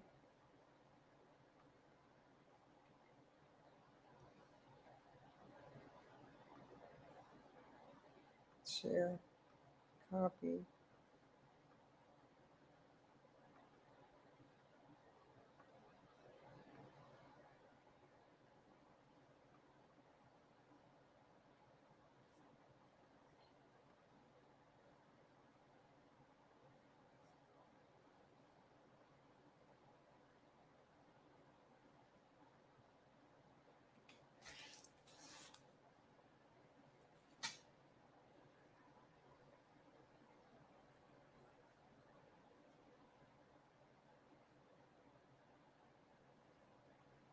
Three,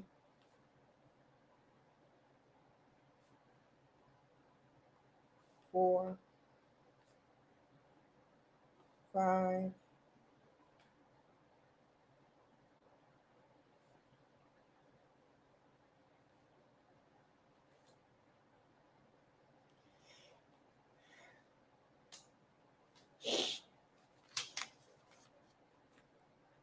six,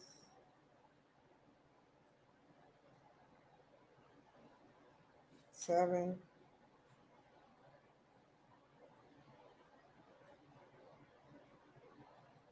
8,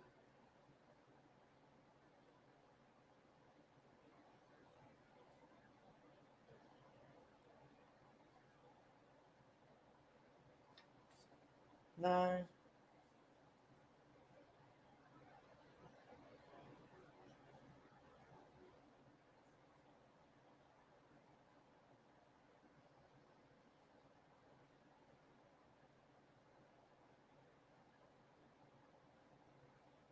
10,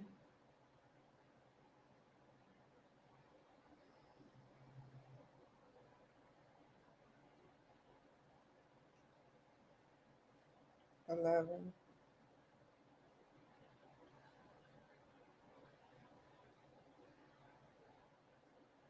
Okay.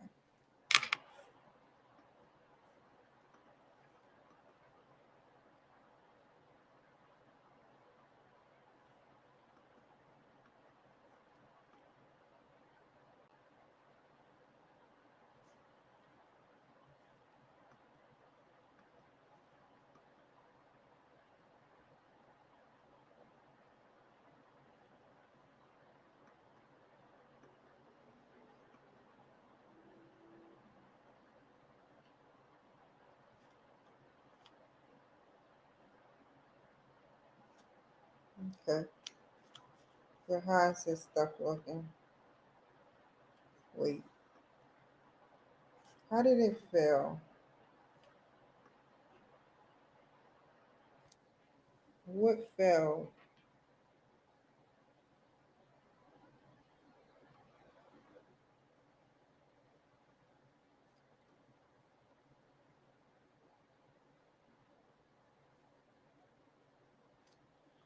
Let's see.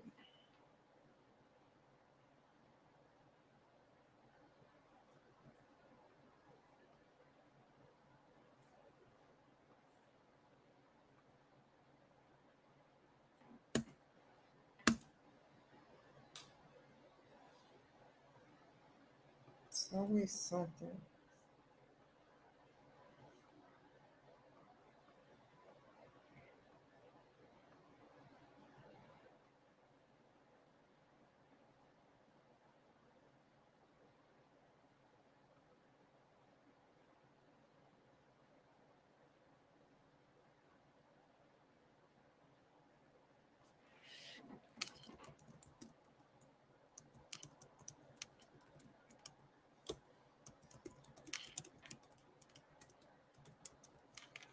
I don't even know if it's gonna pop up. Let me see.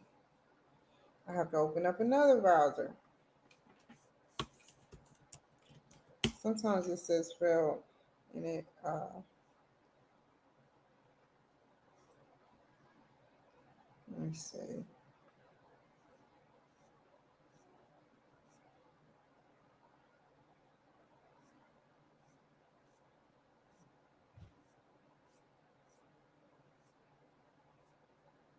Where's the reels?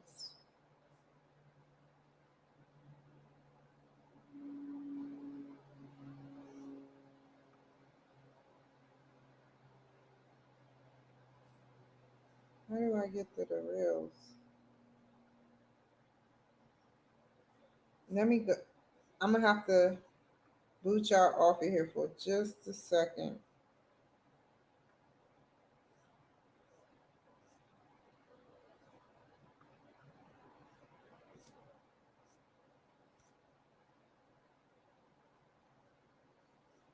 Try one more time.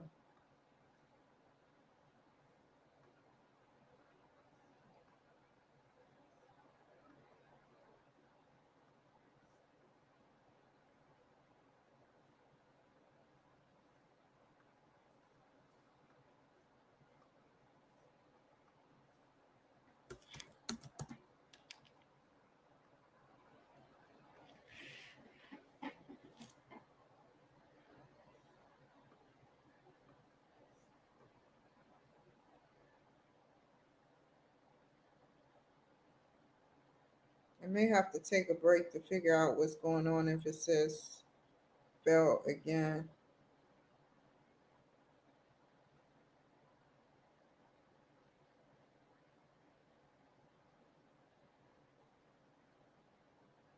I want a salad. I bought all that meat and I haven't ate not one lick of meat.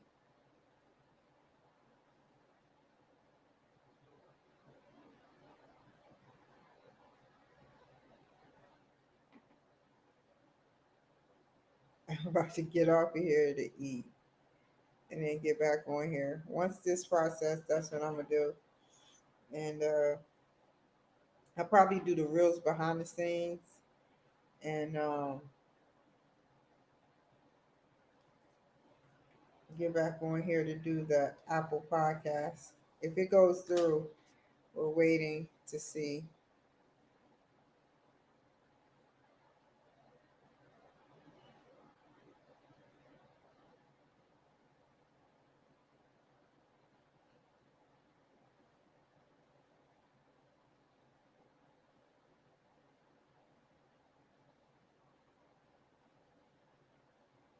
Still waiting.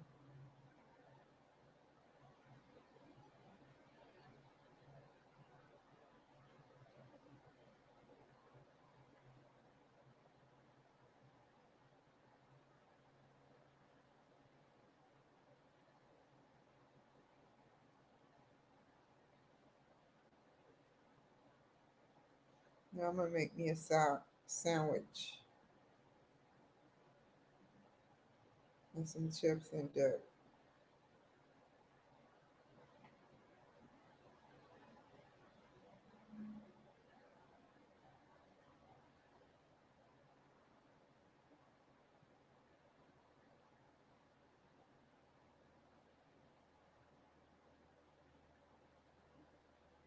I'll be back on here at 11:20. If this thing can hurry up, we're waiting on you to say published, and I'm waiting to get that message.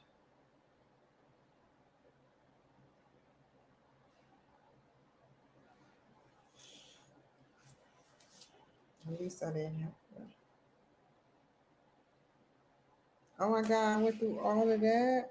Why is it saying failed?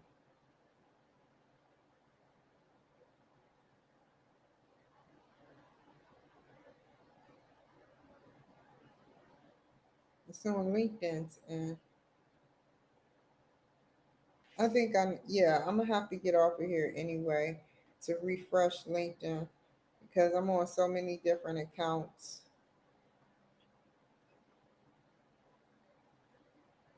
It's not that LinkedIn banned me.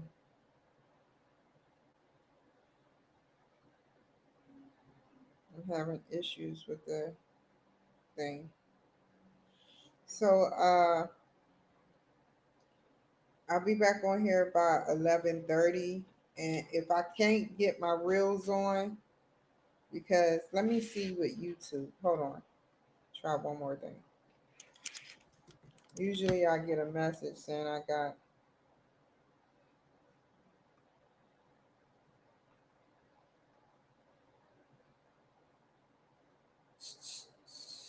Oh, how many times did I do it? Oh man. Swiper, no swiping. You know who Swiper is? Yeah, I wrote Trump and told Trump about that. Well, the administration, should I say. You keep telling Swiper, Swiper, no swiping. Oh man.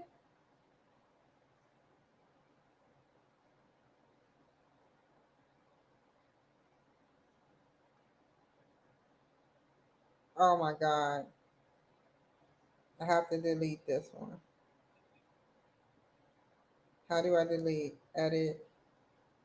So glad I kept. Come on.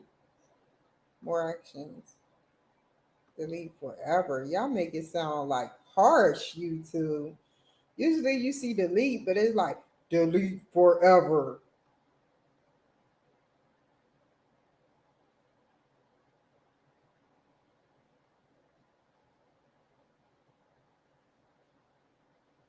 You're like, what? Okay, let me do one more. Now that I know it's spelling, it's only going on YouTube and somewhere else, but it's not going on LinkedIn like I wanted it to. That sucks a lot. So the only way for me to figure out what's going on, it's nothing I can do really until the system refreshes itself, man. While you wait, you can leave the screen. As in what? Okay, it's processing. Okay. So now go to Evan Jacqua. You know what? Let me put it up. View it, edit, repurpose. Do you wanna ride in my Mercedes, boy? Tell me what you're gonna do with me. If you wanna ride in my Mercedes, boy, there are so many things that I'm gonna do to you. I used to spend countless hours listening to 2 minutes to 15 seconds of that show. And then Michael Jackson, come on. I wanna rock with you all night. They need to come back with them infomercials. Oh, this is gonna take a while. I'll be up all night. I used to be up all night looking at everything from the 50s, the 60s, the 70s, the 80s, the 90s, little 15 to 30-minute skits of their videos. And that's how I learned so many videos. I remember while this is processing, I remember when Michael Jackson, Remember the Time, came on TV. Nothing has happened like that for anybody. I mean, not to my knowledge, unless y'all know something I don't know, where people higher up people are playing their videos on lower class TV like regular broadcasting channels. In 95, Remember the Time came on for everybody to see. And everybody was jamming to it. It was a number one hit song and it brought unity. Black and White too. I don't think Black and White came on the mainstream, but it came on the radio quite a bit. Macaulay Culkin, I had a big crush on him. My mother used to send me, not send me, but we used to go together to see all the Home Alones. The only one I didn't get to see with her was when they changed the characters. But the Home Alone 1 and 2, Lost in New York, and Trump was in there. I didn't even know who he was. And I was all the 12 years old. No, 10 or 11 years old. He was in a hotel room. You know what's pretty cool? I had that Home Alone thing, but I had vintage stuff in Mountaintop, PA, and I had that Home Alone device. I had other vintage items. I was going to keep it. I was going to play around with it because I wanted to see how I sound like lower voice or, you know what I mean? He was taking a shower going like that. He wasn't taking a shower. It was the dummy taking a shower and they fell for it. Nosy. That's why I don't go to hotels because you're right. When you alone, they nosy. And that's for anybody, whether black, white. If you alone and a woman, whether black or white, they're watching you. They're like, why is she here alone? Let me check on that. And he got him back. And that's what I like about that movie. I'll see y'all in a bit. Bye.